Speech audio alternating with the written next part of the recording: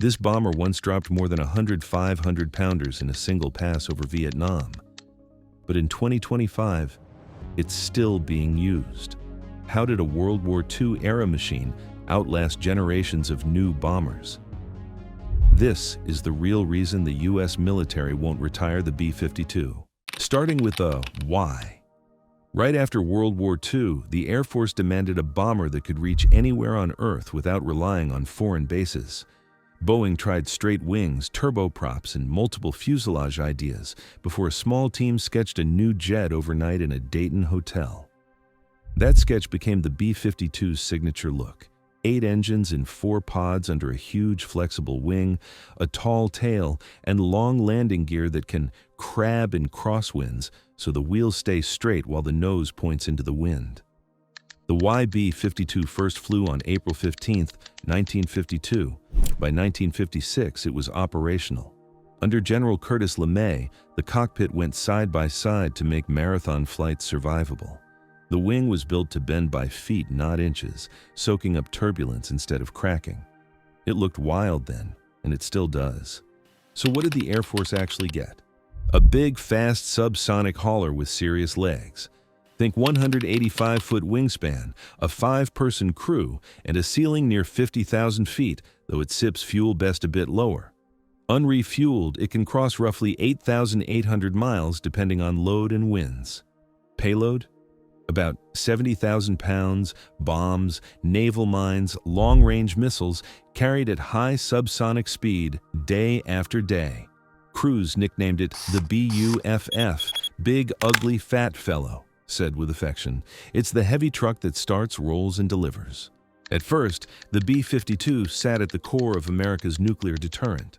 Crews pulled constant alert, and missions like Chrome Dome kept bombers airborne with nuclear weapons as a permanent safety net. But the jet didn't stay in one lane. When surface-to-air missiles made high altitudes dangerous, tactics shifted.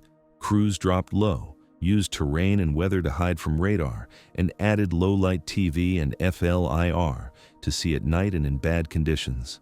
That flexibility, changing altitudes, sensors, and routes, became its signature. Vietnam proved the conventional punch.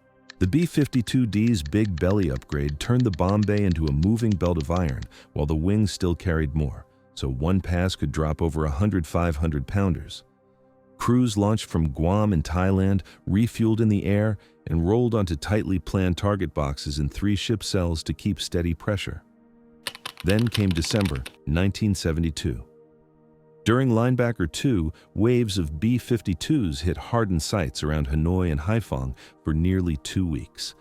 Defenses were brutal and losses occurred, but the campaign showed what a heavy bomber can do against strategic targets. And yes, you'll hear stories of D-model tailgunners downing MiG-21s with Quad .50, debated or not. They underline that this jet saw real combat, not just practice. Through the rest of the Cold War, the BUFF kept stretching its legs, setting distance marks, circling the globe with tanker help, and absorbing new systems. The big shift was standoff weapons. Early experiments like Hound Dog and Quail showed you could strike without flying over the worst defenses. Mature cruise missiles made that standard. The logic is simple. If the sky is packed with SAMs, you don't push a big, non-stealthy bomber over the city. You fire from outside and let the missiles handle the dangerous miles. Paired with the B-52's huge payload and long loiter time, that approach became its blueprint into the 1990s and beyond. Why is it still relevant in 2025? Because the B-52 is a tough, roomy airframe that's easy to keep modern. Newer bombers hide their magic in fragile materials and finicky coatings.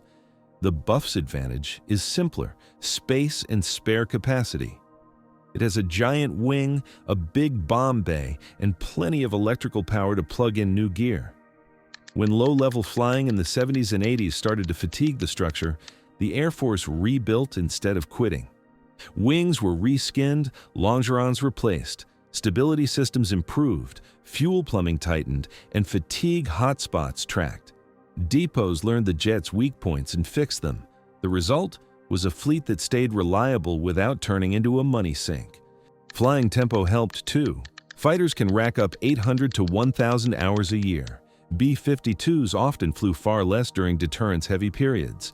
Fewer hours slow aging. Add scheduled deep overhauls, strip, inspect, repair, rewire, and you end up with 60-year-old tails that are still structurally sound. That isn't luck. It's a maintenance rhythm that swaps parts and upgrades avionics before problems become expensive. By Desert Storm, that patience paid off. On Night 1, B-52s launched conventional cruise missiles at Iraqi command targets from beyond dense air defenses. Others flew long bomb runs that crushed logistics and morale. One mission ran about 35 hours and more than 14,000 miles, take off from the U.S., strike, and return. The message was clear. Distance isn't safety when you have tankers and a bomber that can stay airborne. Across the war, B-52s dropped a large share of the munitions with on-time delivery and dependable readiness. The pattern repeated in the Balkans and after 9/11. With GPS-guided bombs, a calm, high-altitude bomber became a close air support partner. In Iraq and Afghanistan, ground units leaned on the BUFF while fighters cycled for fuel. Some of its best design choices hide in plain sight. For roll, it uses spoilerons, so the long, thin wing doesn't twist. The main landing gear can swivel up to 20 degrees, letting the jet land slightly crabbed in a crosswind while the wheels track straight. Big pitch changes come from moving the entire horizontal stabilizer, which is efficient on a heavy jet during takeoff and landing. None of this is flashy. It's smart engineering for hauling big loads far and landing safely when the wind gets weird. The brains kept evolving. The B-52 went from analog bomb computers and terrain aids to GPS, digital radios, full-glass cockpits, and modern data links. Add targeting pods like Lightning and Cruise get infrared video, laser spot tracking, and serious zoom. Now the bomber can find and hit targets on its own, or serve as a steady launch platform while another sensor does the guiding. That flexibility is the point. One airframe that can support troops, strike fixed sites, or help at sea depending on the loadout and the mission. Even the bomb bay got an upgrade. For years, guided weapons lived on the wings, which added drag and cut range.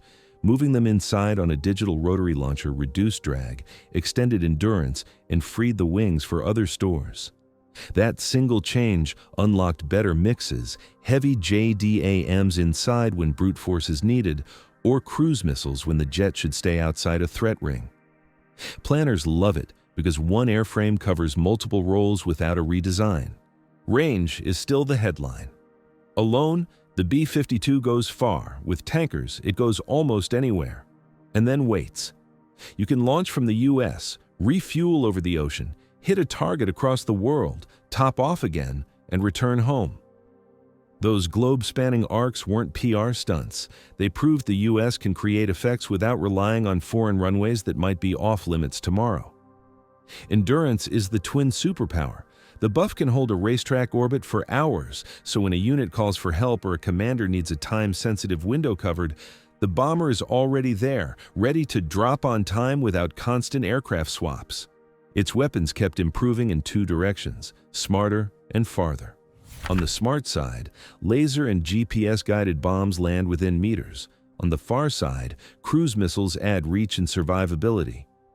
In the nuclear mission, survivability means staying outside the nastiest air defenses and letting the missile fly the dangerous last miles.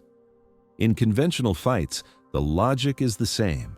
If the sky bristles with modern SAMs, you don't muscle a non-stealthy bomber over the city. You fire from standoff range and keep the jet available for the next task. That's the B-52's niche, and it's why it keeps getting picked. About those 8 engines everyone jokes about. Keeping 8 is smarter than it sounds. The wing and controls were designed around 8 pods. Those outer engines aren't just thrust, they help the wing's airflow. Dropping to 4 big engines would ripple into tail authority, engine controls, structural loads, and a long, risky test program. Swapping to modern, efficient turbofans while keeping 8 delivers better fuel burn, cleaner starts, and fewer maintenance hours without re-architecting the airplane. For training and logistics, a standardized engine package across the fleet is a huge win. Same performance, same spares, same procedures. Sensors stepped up too. An active electronically scanned array radar replaces the old mechanical set, giving crisper maps, faster refresh, better sea search, and tougher jamming resistance. The nose is cleaned up for the new hardware, and the cockpit goes fully modern, so targets and messages live on screens, not clipboards. Defensive systems advance in step. None of this tries to turn the BUFF into something it isn't. It just lets crews see farther, decide faster, and hit smarter while staying outside the ugliest threat rings. The ocean mission is back in a big way. The Pacific is enormous, and commanders need eyes and muscle that can stay. With a modern radar pod and solid data links, a B-52 can sweep wide sea lanes, sort ships, and push that picture into the network. From there, it has options: lay mines with precision, especially with glide kits, launch anti-ship missiles from beyond a fleet's reach, or act as the quarterback, finding, classifying, and handing off targets to other shooters. Most jets can do one part of that job. The BUFF can do all of it on the same long sortie and stay connected the whole time. Cost and readiness round out the case. Bombers aren't cheap, but the B-52's hourly cost and availability have held up well compared to peers. It often posts higher mission-capable rates and doesn't demand climate-controlled hangars or fragile coatings. That doesn't make it better than stealth aircraft. It makes it better for different jobs. Use stealth for the first punch through the door. Use the buff for long-range standoff, all-day orbits, maritime work, and the steady pressure that turns plans into results. The force is built to keep that rhythm. A handful of main bases, plus a reserve wing, concentrate training and maintenance skill.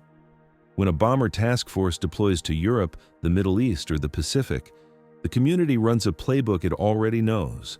And when fleet depth gets tight, you sometimes see boneyard rescues, airframes pulled from storage, rebuilt, and flown again. That only works if the design is recoverable and the depots know it inside out. The B-52 checks both boxes. Can a 1950s jet matter in the 2030s? Yes, if you give it the right role. Survivability isn't just stealth, it's also standoff, big magazines, long endurance, and tight networking. The B-52 leans into those strengths. It carries a lot, stays a long time, fights from smart distances, and plugs into the wider web of sensors and shooters. It also won't be alone.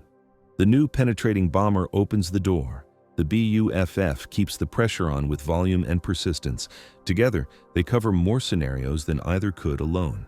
Low-level flying used to chew up the airframe. Tactics and hardware changed. With standoff weapons, hugging the deck isn't the default, though crews still use terrain when it helps.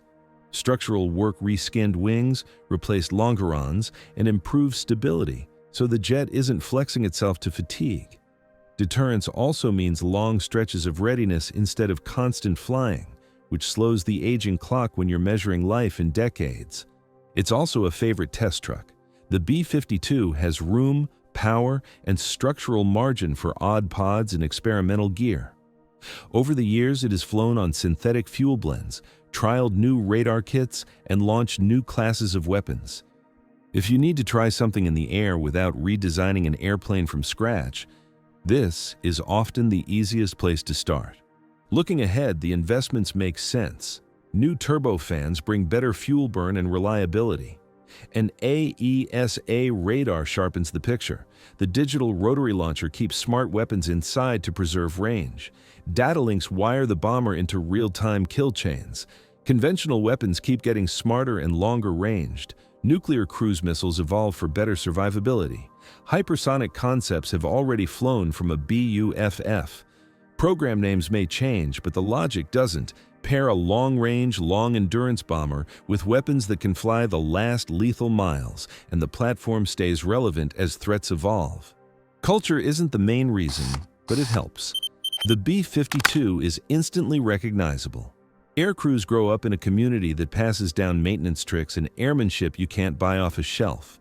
That continuity matters when you run a global bomber force that has to be quiet-ready most days and crisis-ready overnight. The silhouette shows up at air shows and in films for a reason. It signals reach and staying power, which supports deterrence. Here's the bottom line. The B-52 started as a high-altitude nuclear bomber, shifted to low-level penetration, shifted again to standoff strikes, and then became the long-endurance quarterback for precision warfare. Every time the mission changed, the jet adapted. New sensors, radios, weapons, and structural fixes. It isn't pretending to be young, it's a seasoned platform that keeps getting smarter. So a loaded buff lines up at dawn, 8 engines spool, wheels lift, and it joins a tanker over open water. Hours later, fresh coordinates arrive over data link, bay doors open, the rotary launcher feeds precision weapons, and the jet turns for home. A design born in the slide rule era just executed a modern kill chain. That's not a museum piece, that's a machine doing exactly what today demands.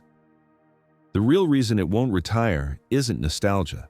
It's that its core strengths, range, payload, simplicity, and room to grow still match what modern operations need. Add steady upgrades, smart tactics, and a support system that knows the airframe cold, and you get something rare, a bomber that stays genuinely useful across generations. Until there's a cheaper, tougher, more flexible way to move that much firepower that far, for that long, the B-52 keeps its seat at the table. If clear, no-nonsense breakdowns like this help you. Hit subscribe now so you don't miss the next deep dive.